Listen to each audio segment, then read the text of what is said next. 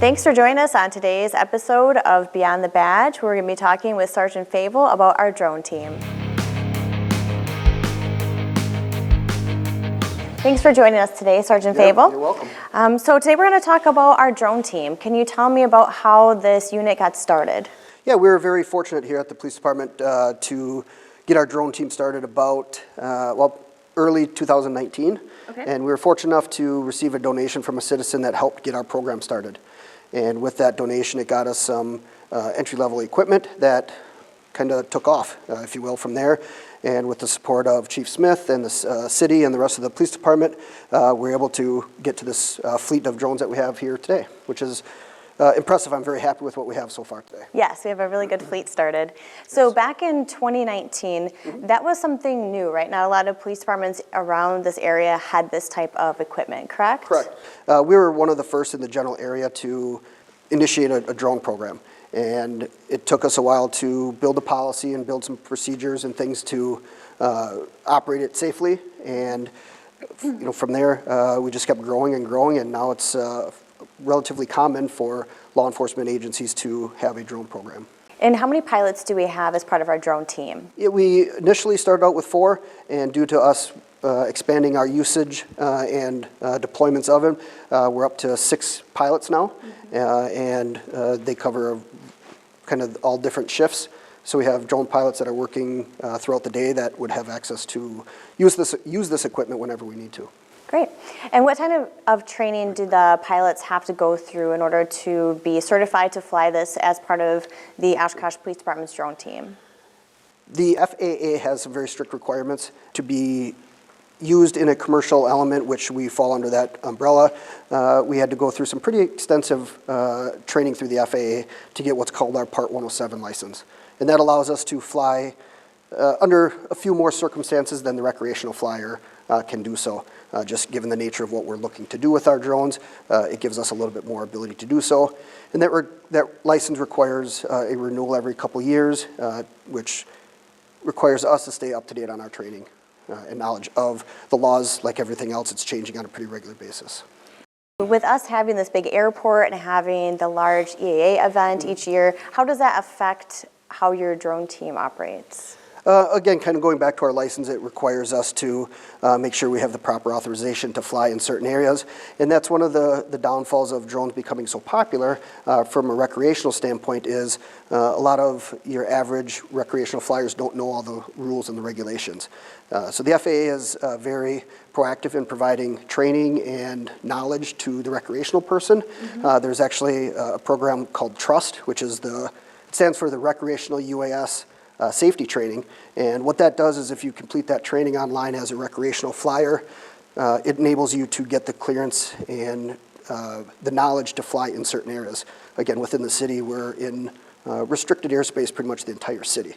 So there are a lot of rules and regulations that people really should know about to fly their recreational drones in their backyards for fun. And they would just go on the FAA website then to locate that information? Yep.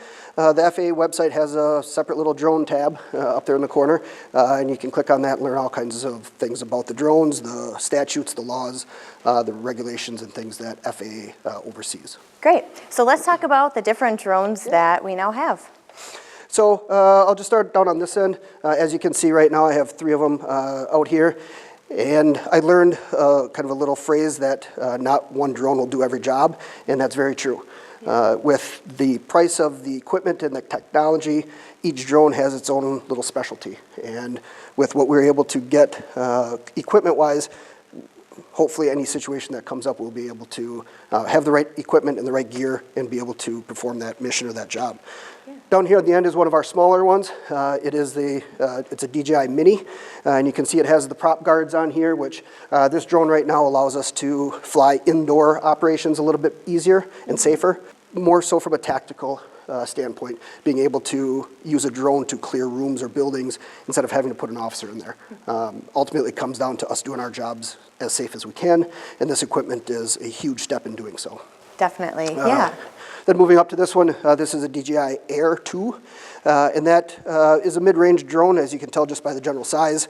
So we use this one a lot for just documenting crime scenes, crash scenes, outdoor operations. It has a very good camera. Quality of the video and the photos are really impressive. So this is kind of a mid-range drone that we can fly outside, around houses, or around buildings to get some of that intelligence that we need to do, again, to do our job safer. Can you tell me about some of the times we've used this drone in the past? Yeah, we've used it at a couple different deployments, some for promotional things, some for just some general intelligence. We generally would use something like this for surveillance prior to some high-risk operations. We've used it in some search and rescue missions around the county. Our drone team has actually been called by a couple different agencies to help them search for missing person or things of that sort. So we're very versatile. Yes, we're getting more and more experience and more exposure, which is good. So tell me about this one. This is the newest one, right? This is the newest one that we just got. We're still learning all the intricacies of it, but this drone is one of the latest and greatest releases from DJI. This is the Matrice 30T, which the T stands for thermal. So this one does have thermal capability.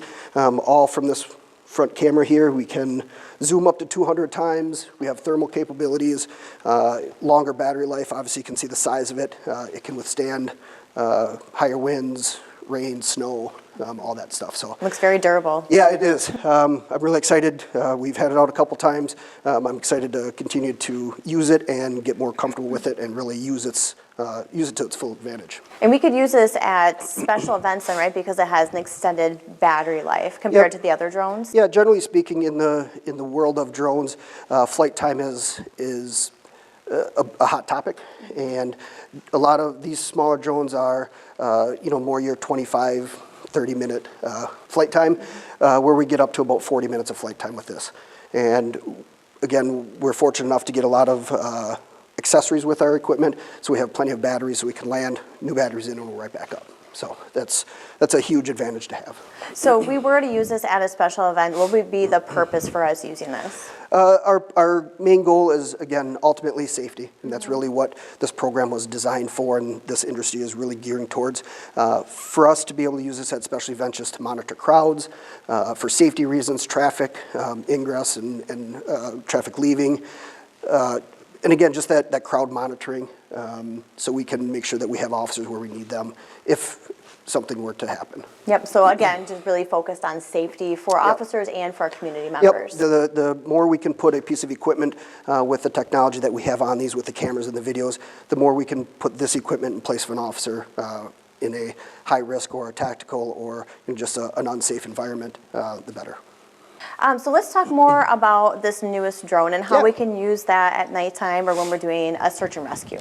Yeah, so the advantage of this one and one of its key components is the thermal camera that it has. So it has the ability to have, I want to say about 8 different color palettes to really utilize any type of heat signature mainly for search and rescue.